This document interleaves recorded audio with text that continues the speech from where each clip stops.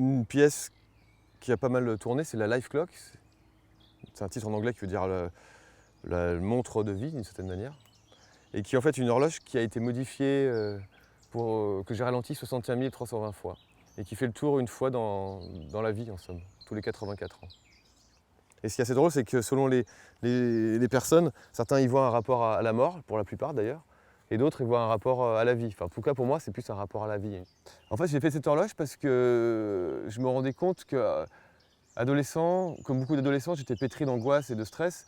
Et j'avais l'impression qu'adulte, en parlant avec des adultes, ou particulièrement avec ma grand-mère, une fois plus âgé, avec l'expérience d'une vie, on avait moins de difficultés à prendre des décisions, il y avait moins d'enjeux, moins de stress, plus de détachement par rapport aux choses.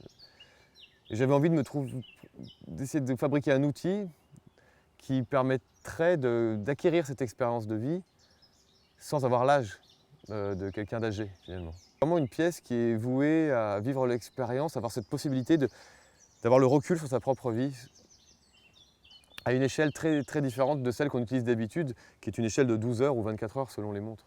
On peut tout chiffrer finalement, une vie, etc.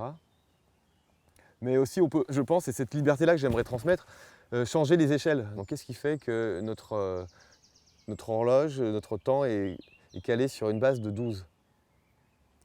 C'est quelque chose d'assez arbitraire. Ça pourrait être 10, ça pourrait être 25, 32, pour qu'on compte sur 10. 12 heures, c'est probablement lié au fait que, contrairement à aujourd'hui où on compte sur nos 10 doigts, fut un temps on comptait sur les phalanges. Donc le pouce pointait sur l'index, première phalange, deuxième phalange, troisième phalange ça faisait 3, puis sur le majeur, etc. 6, 9 et 12 sur l'auriculaire. Et c'est intéressant d'aller un peu plus loin et de se rendre compte que finalement il existe d'autres bases.